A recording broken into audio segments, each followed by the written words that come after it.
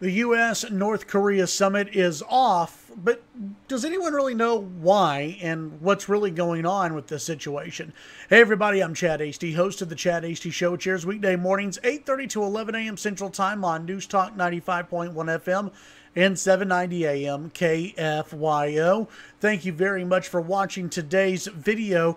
You know, North Korea and the United States are supposed to get together on a June 12th summit. That was blown out of the water by President Trump today, who announced the summit was not going to happen, but it could still happen if the North Koreans actually come to the table and are serious. The North Koreans responded on Thursday afternoon saying that they are more than willing to meet with President Trump.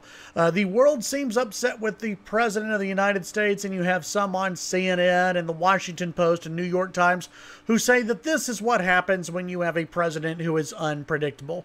Listen, folks, it's North Korea that's unpredictable. President Trump is doing exactly what he needs to do.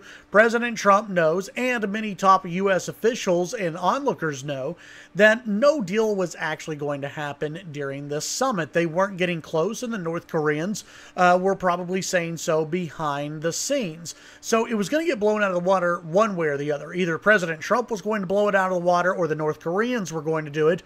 Or, even worse, the North Koreans weren't going to do it, and then they would wait, get together, make a show out of all of this, concede to nothing, and then they get a big PR coup at the end of the day on June 12th or 13th. I think the President of the United States made the right move in this case. If the U.S. is not going to come away with a big win in the North Korean talks, why have them? If North Korea is not serious about getting rid of their nuclear program, if they are not serious about changing their ways, then why at this time would you bother to meet with them? I think President Trump is playing the long game here. There were some folks, I think, who were hoping that North Korea was, I guess, magically going to do whatever Trump wanted. No, that's not the case. You got to play the long game on this. I've had North Korean expert Harry Kazianis on my show numerous times. He's written a piece for Fox News, and I'm sure it's going to appear in a few other places, that we can't forget here what and who North Korea is. North Korea, they're led by a guy who wants nuclear weapons. He wants to stay in power, and by the way, he is kind of crazy. He treats his own people like crap. He imprisons his own people. He kills his own people. He has killed his own family members.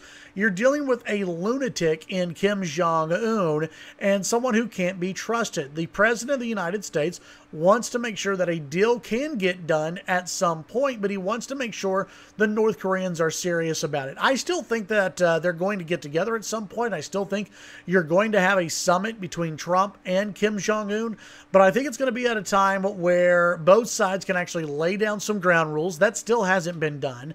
Negotiations can happen, and maybe there will be an agreement in principle before the two sides actually meet and sit down. Trump doesn't want to look like a fool when he goes to either Singapore or Japan or wherever the summit will eventually be held, and walk away with nothing while the PR folks spin it as a big North Korean win.